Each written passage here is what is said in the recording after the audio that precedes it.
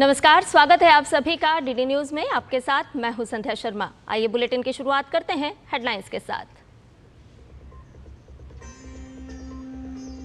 प्रधानमंत्री नरेंद्र मोदी की अध्यक्षता में एनडीए शासित राज्यों के मुख्यमंत्रियों की बैठक आज। विकसित भारत के लिए विकसित राज्य के विजन पर होगी चर्चा।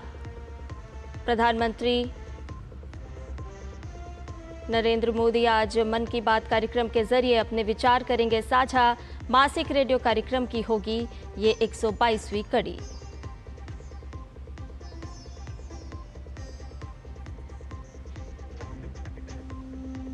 सुप्रिया सुले के नेतृत्व में सर्वदलीय प्रतिनिधिमंडल पहुंचा कतर। शशि थरूर के दल ने न्यूयॉर्क में 9/11 मेमोरियल पर दी श्रद्धांजलि। बहरीन में पाकिस्तान पर जमकर बरसे ओवैसी।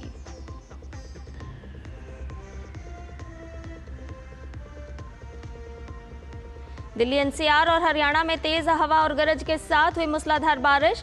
कल 47.6 डिग्री के साथ बाड़मेर रहा सबसे गर्म।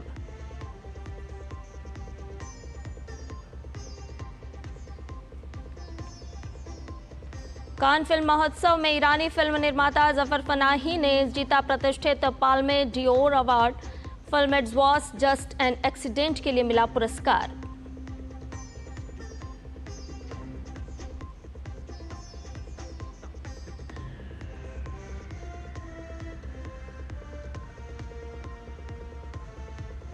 और फ्रेंच ओपन टेनिस प्रतियोगिता आज से होगी शुरू। जोकोविच, सिनर, अल्कराज और आर्यन सबालेंका पर होगी सबकी नजर।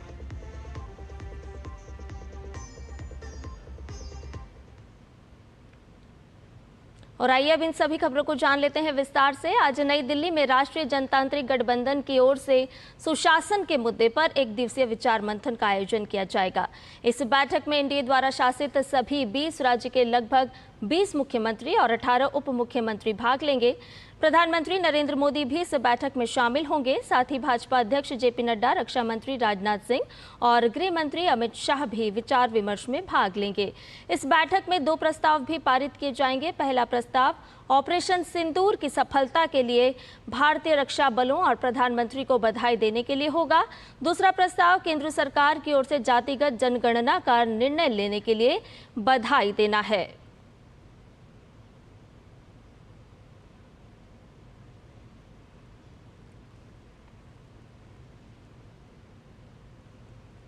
और इस खबर पर ज्यादा जानकारी के साथ हमारे सहयोगी संवाददाता राजेश राज हमारे साथ जुड़ गए हैं। राजेश, बहुत ही महत्वपूर्ण आज विचार मंथन होने वाला है एनडीए के मुख्यमंत्रियों के साथ।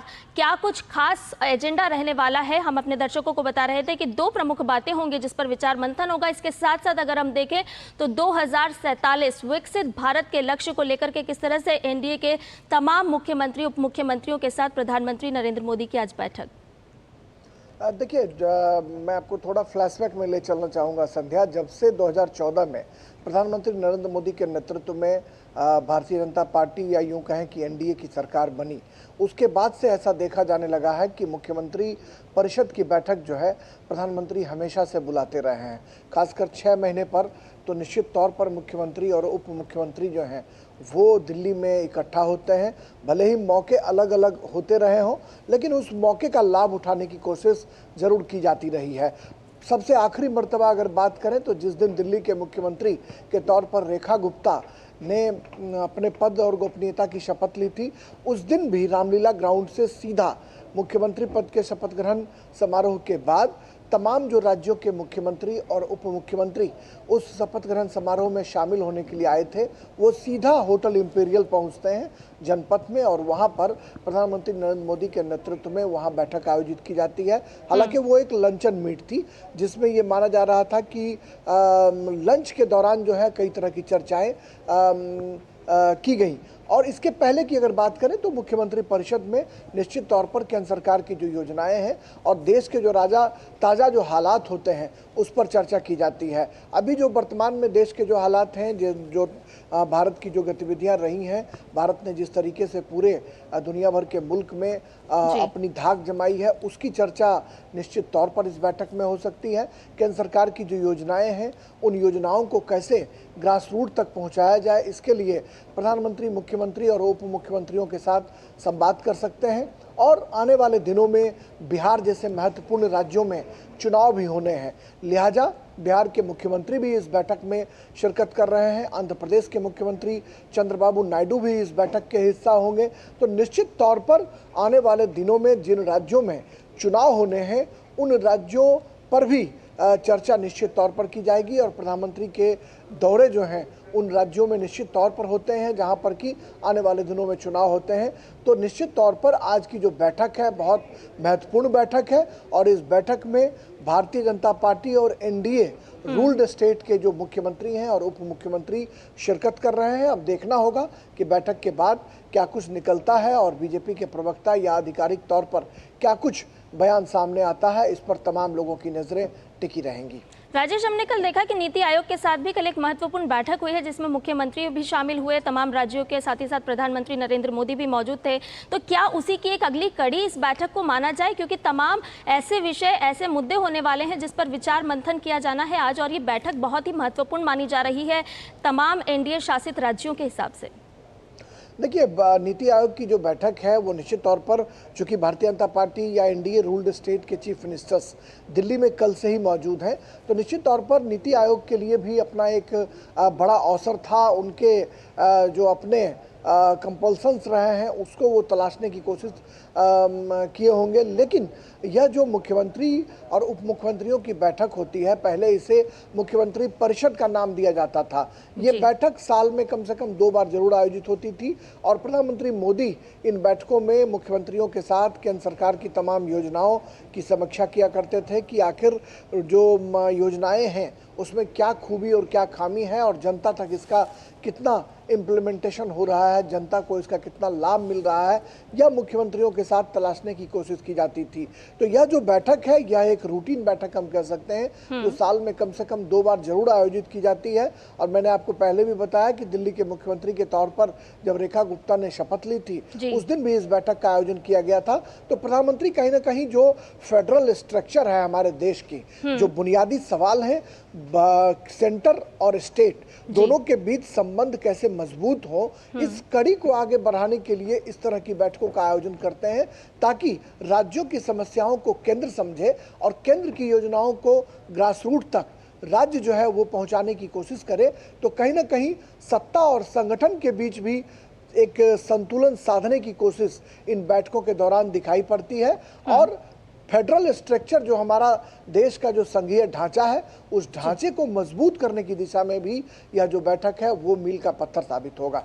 जी, बहुत बहुत शुक्रिया राजेश, तमाम जानकारी हमसे साझा करने के लिए। तो आज होने वाली बैठक बहुत ही महत्वपूर्ण होने वाली है क्योंकि तमाम राज्यों के मुख्यमंत्री और उप मुख्यमंत्री इस बैठक में शामिल होंगे और विकसित भारत 2047 का जो संकल्प लेकर के आगे बढ़ा जा रहा है, ऐसे में इस तरह की बैठक बहुत ही मायने रखती है क्योंकि हम लगातार देख रहे हैं कि प्रधानमंत्री नरेंद्र मोदी साफ तौर पर कह चुके हैं कि अगर राष्ट्र को विकसित बनाना है तो एक एक राज्य को विकसित होना होगा। खबरों में बढ़ते हैं आगे, आपको बताएं कि प्रधानमंत्री नरेंद्र मोदी आज 11 बजे मन की बात कार्यक्रम में अपने विचार साझा करेंगे। ये इस मासिक रेडियो कार्यक्रम की 122वीं कड़ी होगी। दूरदर्शन और आकाशवाणी के सभी नेटवर्क, समाचार वेबसाइट और न्यूज़ ऑन मोबाइल ऐप के पर कार्यक्रम का सीधा प्रसारण होगा। इस कार्यक्रम में कई बार प्रधानमंत्री आम लोगों के विचार और सुझाव को भी साझा करते हैं। इस मासिक कार्यक्रम के माध्यम से न केवल बड़े राष्ट्रीय मुद्दों पर बात होती है बल्कि स्थानीय और सामाजिक परिवर्तन को लेकर हो रही कोशिशों का भी जिक्र होता है।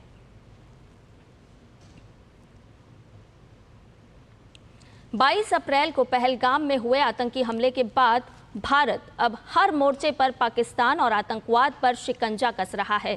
इसी कड़ी में भारत की तरफ से दुनिया के अलग अलग देशों में जा रहे डेलीगेशन ऑपरेशन सिंदूर और पाकिस्तान प्रायोजित आतंकवाद को लेकर जानकारी दे रहे हैं और पाकिस्तान को बेनकाब कर रहे हैं। भारत का साफ तौर पर कहना है कि आतंकवाद के खिलाफ उसके जीरो टॉलरेंस की नीति का संदेश सशक्त तरीके से दुनिया तक पहुंचाना है। पाकिस्तान के चेहरे से उतरेगा नकाब, भारत की डिप्लोमेटिक स्ट्राइक, डेलीगेशन खोलेंगे पाक की पोल, भारत का स्पष्ट और सख्त संदेश, आतंकवाद के खिलाफ जीरो टॉलरेंस। आतंकवाद के खिलाफ लड़ाई केवल भारत की नहीं बल्कि पूरी मानवता की है।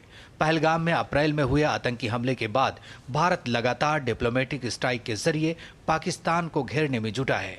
वैश्विक छवि को सुदृढ़ करने और अंतर्राष्ट्रीय समर्थन जुटाने की रणनीति का हिस्सा है। रूस दौरे पर पहुंचे डीएमके सांसद कनिमोझी वाले सर्वदलीय प्रतिनिधिमंडल ने भारत का संदेश स्पष्ट तरीके से रखा। दल की अध्यक्ष कनिमोझी ने साफ कहा कि भारत के पास जवाब देने के अलावा कोई विकल्प नहीं था, लेकिन जब भारत ने जवाब दिया तो पूरी जिम्मेदारी से जवाब दिया। India is very clear that we will not come to the table for peace talks, and when we have our peace talks, Pakistan cannot continue attacking us shrouded in terrorism and cover themselves saying that we have nothing to do with it and these are terrorist groups. Pakistan को बेनकाब करने की मुहिम में जुटे भाजपा सांसद बैजयंत पांडा के नेतृत्व में सर्वदलीय प्रतिनिधिमंडल 4 देशों की यात्रा के पहले चरण में बहरीन पहुंचा। ये डेलीगेशन बहरीन, कुवैत, सऊदी अरब और अल्जीरिया की महत्वपूर्ण यात्रा के जरिए वैश्विक मंच पर भारत के आतंकवाद विरोधी रुख को स्पष्ट करेगा और अंतर्राष्ट्रीय समुदाय से समर्थन जुटाने का प्रयास करेगा। बैजयंत पांडा के नेतृत्व वाले प्रतिनिधिमंडल में निशिकांत दुबे, फंगनन कोन्यांग, रेखा शर्मा, असदुद्दीन ओवैसी, सतनाम सिंह संधू, पूर्व केंद्रीय मंत्री गुलाम नबी आज़ाद और पूर्व विदेश सचिव हर्ष श्रृंगला शामिल हैं। रवाना होने से पहले दल ने यह साफ तौर पर कहा कि आतंकवाद के लिए भारत का जीरो टॉलरेंस का संदेश सशक्त तरीके से दुनिया तक पहुंचाना है। आदरणीय प्रधानमंत्री जी ने जिस तरह के रिलेशनशिप्स बनाए हैं पूरे दुनिया भर, उसका भी हमें बहुत फ़ायदा मिल रहा है। एक के बाद एक विभिन्न देशों ने हमारे समर्थन कर रहे हैं, भारत के पक्ष में बोल रहे हैं। पिछले कई बरसों से आप और हम जानते हैं कि हमारे पड़ोसी देश पाकिस्तान अपने ही मुल्क से टेररिस्ट कैंप्स को चलाता है, उसकी सरपरस्ती करता है, उसको सपोर्ट करता है और फिर ये लोग हमारे मुल्क में आकर यहाँ पर टेररिस्ट एक्टिविटीज़ करते हैं। तो इन्हीं चीज़ों को हम इन 4 कंट्रीज में जाएंगे, उनके सामने रखेंगे। पाकिस्तान आर्मी की ब्रिगेड हैं ये आतंकवादी। पाकिस्तान आर्मी की सरपरस्ती में ट्रेनिंग होती है। पाकिस्तान आर्मी इनको हर तरह की सहूलत देती है और इसमें ये भी चीज़ें सामने आई कि पाकिस्तान के आर्मी के कुछ लोग भी इसमें शामिल होते हैं आतंकवादी कार्रवाइयों में। भारत का स्टैंड बहुत स्पष्ट है कि आतंकवाद के साथ कोई कंप्रोमाइज़ नहीं होगा। पाकिस्तान को बेनकाब करने के लिए कांग्रेस सांसद शशि थरूर के नेतृत्व वाला सर्वदलीय प्रतिनिधिमंडल भी 5 देशों के लिए रवाना हुआ। ये दल सबसे पहले गुयाना जाएगा। इसके बाद ये दल पनामा, कोलंबिया, ब्राजील और अमेरिका का दौरा करेगा।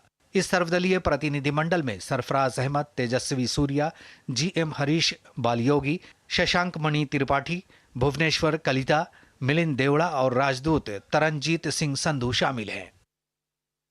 सरकार ने तो उनकी पोजीशन काफ़ी स्पष्ट किए हैं। हमारे स्पोक्समैन मिनिस्ट्री के और हमारे फॉरेन सेक्रेटरी साहब भी सीधे लोगों को बताएं कैसे हुआ और क्या हुआ। तो मेरे ख्याल में यही खबर है, हमारे तरफ से यही संदेश होगा। Why the world needs to take note of this terror establishment, terror infrastructure that Pakistan has created, because it is not only dangerous for the country, that is India, but is also a threat to global peace and security.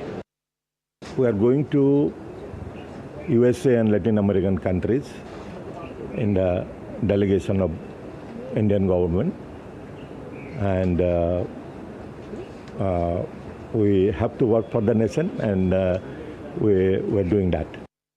Bharat ने अपने delegation को दुनिया भर में भेजकर स्पष्ट संदेश दे दिया है कि अहिंसा के रास्ते पर चलने वाला भारत राष्ट्रहित और आतंकवाद के मुद्दे पर शस्त्र उठाने से भी परहेज नहीं करेगा। Bureau report, DD news. इसके साथ ही एनसीपी एसपी सांसद सुप्रिया सुले के नेतृत्व में सर्वदलीय प्रतिनिधिमंडल कतर की राजधानी दोहा के हमाद अंतर्राष्ट्रीय हवाई अड्डे पर पहुंचा। कतर में भारतीय राजदूत विपुल ने उनका स्वागत किया। ये दल ऑपरेशन सिंदूर और आतंकवाद के खिलाफ भारत की निरंतर लड़ाई को प्रदर्शित करने के लिए कतर, मिस्र, इथियोपिया और दक्षिण अफ्रीका का दौरा कर रहा है। इस दल में कांग्रेस नेता मनीष तिवारी, भाजपा नेता राजीव प्रताप रूडी, भाजपा नेता अनुराग ठाकुर, भाजपा नेता तेजस्वी सूर्या, कांग्रेस नेता आनंद शर्मा, आप नेता विक्रमजीत सिंह साहनी और पूर्व राजनयिक सैयद अकबरुद्दीन शामिल हैं।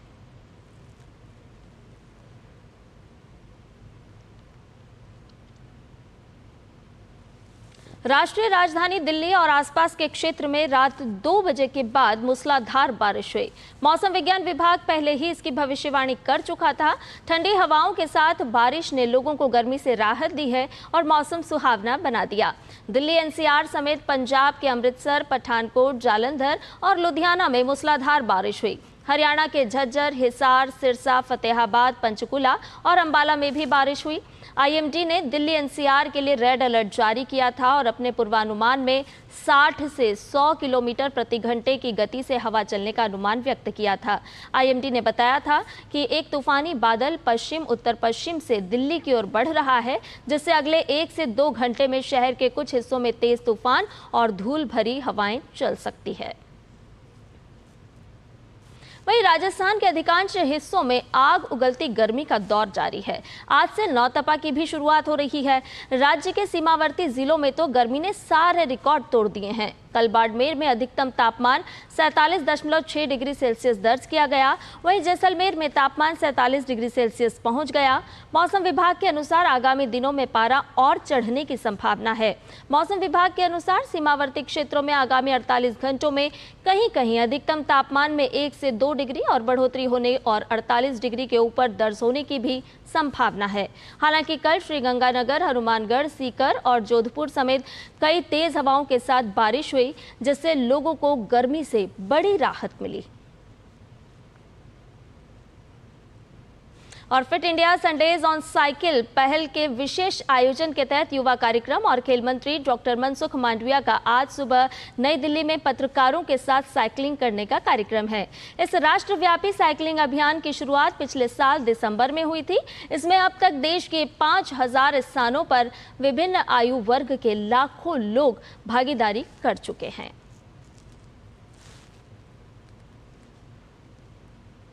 बुलेटिन में खबरें अभी और भी हैं, लेकिन फिलहाल रुक रहे एक छोटे से ब्रेक के लिए जल्द हाजिर होंगे।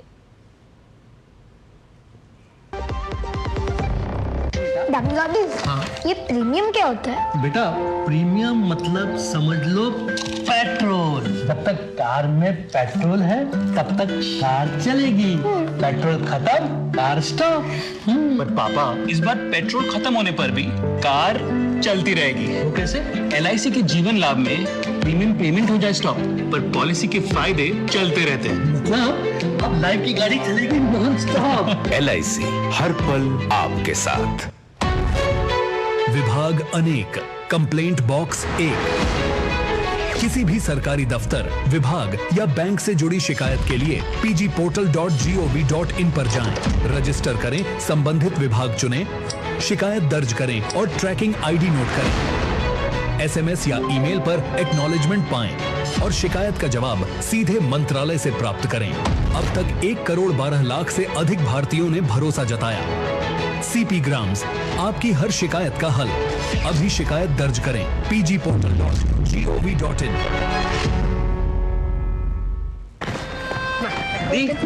ये देख कैसे हैप्पी बर्थडे भाई। दिखा? हाँ मेरा फेवरेट कलर। हमेशा शॉपिंग। I know माँ, बट खर्चा करने की भी यही उम्र है, राइट? सेविंग करने की भी यही उम्र है। I know पा, सेव करो, सही जगह निवेश करो, रकम पर ब्याज मिलेगा, जिसे फिर से निवेश करने पर ब्याज मिलता रहेगा। I know ना। RBI कहता है, करो से ही शुरुआत, बनो फाइनेंशियली स्मार्ट। और ब्रेक के बाद समाचार में आपका एक बार फिर से स्वागत है। आइए अब बात कर लेते हैं तिरंगा यात्रा की।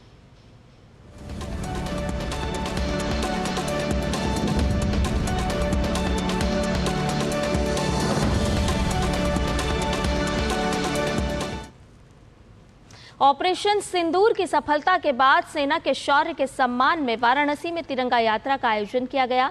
ये यात्रा महात्मा गांधी काशी विद्यापीठ से चलकर संपूर्णानंद संस्कृत विश्वविद्यालय पर पहुंचकर समाप्त हुई। इस यात्रा में बड़ी संख्या में जनप्रतिनिधियों के अलावा हर संस्था और हर वर्ग के लोग शामिल हुए। वाराणसी में आयोजित इस तिरंगा यात्रा में भाजपा के राष्ट्रीय महामंत्री सुनील बंसल, भाजपा यूपी प्रदेश अध्यक्ष भूपेंद्र चौधरी और उप मुख्यमंत्री केशव प्रसाद मौर्य शामिल हुए।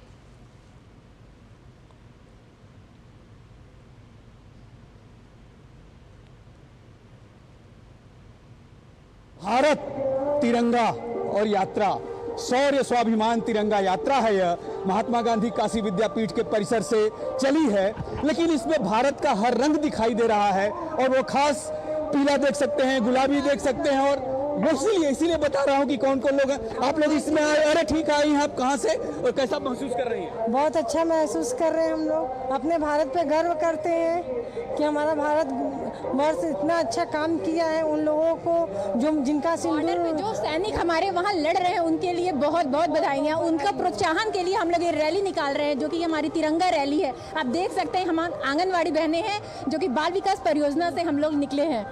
आप क्या कहेंगी इस तिरंगा यात्रा में शामिल होके? हमको बहुत गर्व है अपने देश पर कि आज हम लोग इकट्ठा हुए और सारे लोग एक जगह देश के प्रति स्वाभिमान के लिए सारे लोग आए और इकट्ठा हुए। आदरणीय प्रधानमंत्री श्री नरेंद्र मोदी जी के नेतृत्व में देश की सेना ने जो पराक्रम दिखाया है, उस पराक्रम के सम्मान में देश की जनता, चाहे वो बच्चे हो, चाहे महिलाएं हो, चाहे पुरुष हो, युवा हो, सब सड़क पर है। आप क्या कहना चाहेंगे? बिल्कुल बिल्कुल, आज ये खुशी का गुब्बार आप देख रहे हैं। इसमें सारे मतभेदों को भूल करके, चाहे वो महिला हो, पुरुष हो, बच्चे हो, बालक हो, व्यापारी हो, सबके साथ सब साथ दे रहे हैं इस तिरंगा यात्रा का और खुशी सब लोग ये कर रहे हैं। सभी खुशी इस तिरंगा यात्रा में शामिल हो रहे हैं, चाहे वो महिला हो, युवा हो, खिलाड़ी हो, छात्र हो और या फिर ये जनप्रतिनिधि जो इस तिरंगा यात्रा में शामिल हैं। Doctor Harkesh Bahadur Singh Gautam, DD news, Mahatma Gandhi Kashi विद्यापीठ,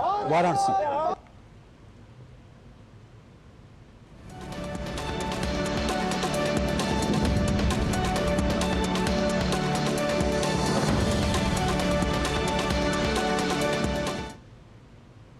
और दुनिया के सबसे प्रतिष्ठित फिल्म समारोह 78वें कान फिल्म फेस्टिवल में इस बार भारत ने अपनी दमदार मौजूदगी दर्ज कराई है। भारतीय सिनेमा की नई और पुरानी दोनों पीढ़ियों ने इस बार अपनी प्रतिभा से वैश्विक मंच पर जो छाप छोड़ी है, तो देखिए डीडी न्यूज की हमारी इस खास रिपोर्ट में। एक बार फिर वैश्विक मंच पर भारतीय सिनेमा ने नए आयाम स्थापित किए। ज्यूरी से लेकर अनसर्टेन रिगार्ड तक, SRFTI फिल्म से लेकर रीस्टोर्ड क्लासिक तक, कान फिल्म बाजार में भी भारतीय फिल्मों को मिला जबरदस्त रिस्पॉन्स। कहना गलत नहीं होगा कि कान फिल्म महोत्सव के हर मंच पर भारतीय फिल्मों का लगातार जिक्र होता रहा। भारतीय सिनेमा के सुनहरे दौर को संजोने से लेकर भविष्य को अपनाने तक 78वें कान फिल्म महोत्सव में भारत की भागीदारी न केवल सिनेमा का उत्सव थी, बल्कि वैश्विक सिनेमा में उसकी मजबूत होती पहचान का प्रतीक बन गया है। सत्यजीत रे की कालजयी फिल्म अरणयेर दिन रात्रि के रीस्टोर्ड संस्करण की विशेष स्क्रीनिंग हुई, जिसमें दिग्गज अदाकाराएं शर्मिला टैगोर और सिम्मी गेरवाल ने शिरकत की। तो वहीं निर्माता करण जौहर और निर्देशक नीरज घेवन की फिल्म होम बाउंड ने अनसर्टेन रिगार्ड सेक्शन में दुनिया भर की चुनिंदा फिल्मों को कड़ी टक्कर दी। दोस्ती का जो एक भाव होता है वो आपको कभी मिलेगा, आत्मीयता का भाव, और जो हमसे कहीं वंचित हैं लोग, उनके प्रति जो आत्मीयता हमको आती है, जिनके प्रति जो हम करना चाहते हैं, उसकी जो होड़ है वो शायद पूरे विश्व भर में तत्पर है और सभी लोग चाहते हैं, सभी लोग ये करना चाहते हैं। तो मुझे लगता है इस वजह से शायद लोग इतना ज़्यादा क्रेडिट कर पाए हैं कि वो भाषा नहीं देख रहे हैं, वो नजरिया नहीं देख रहे हैं, लेकिन ये देख रहे हैं कि यार ये इमोशन हमसे भी जुड़ा है। कांस फिल्म फेस्टिवल 2025 में भारत की भागीदारी न केवल सिनेमा के स्तर पर बल्कि सांस्कृतिक कूटनीति के लिहाज से भी बेहद अहम रही। India is one of the strategical countries, and we are working very strongly with the Indian authorities to develop an important activities with a program for the next year. In next year, 2026, that will be the dual year India-Spain, and we are going to reinforce the excellent relationship between India and Spain. एक से बढ़कर एक कहानियां और एक से बढ़कर एक सितारे। कान से संदेश साफ है कि हम दुनिया के सबसे बड़े कंटेंट निर्माता और उपभोक्ता हैं और बहुत जल्द भारत बनने जा रहा है दुनिया का कंटेंट हब, क्योंकि निगाहें अब सिर्फ हम पर है, यानी कि भारत पर है और सफलता की एक नई कहानी की शुरुआत हो चुकी है। कैमरा पर्सन सुमित के साथ जया सिन्हा, डीडी न्यूज, कान। और ईरानी निर्देशक जाफर पनाही की revenge thriller film it was just an accident ने कान फिल्म महोत्सव में पाल्मे डियोर का शीर्ष पुरस्कार जीता। It was just an accident Wahid की कहानी है जो नकली पैर वाले एक व्यक्ति का अपहरण करता है, जो बिल्कुल उस व्यक्ति जैसा दिखता है जिसने उसे जेल में प्रताड़ित किया था और उसका जीवन बर्बाद कर दिया था। पनाही को फिल्म निर्माण के लिए कई बार गिरफ्तार किया जा चुका है और हाल ही तक उन पर यात्रा प्रतिबंध था। उन्होंने आखिरी बार व्यक्तिगत रूप से महोत्सव में 2003 में भाग लिया था, जब क्रिम्सन गोल्ड को अनसर्टेन रिगार्ड श्रेणी में प्रदर्शित किया गया था। और खेल की खबरों में फ्रेंच ओपन टेनिस प्रतियोगिता आज से पेरिस के रोलां गैरां में शुरू हो रही है। आज पुरुष युगल और महिला युगल में पहले दौर के मुकाबले होंगे। इस बार राफेल नडाल के रिटायर होने के बाद अब सबकी नज़र नोवाक जोकोविच, यानिक सिनर और कार्लोस अलकराज पर होगी। वहीं महिला वर्ग में इगा स्विएंटेक, आरीना सबालेंका और कोको गॉफ पर सभी की नजर होंगी।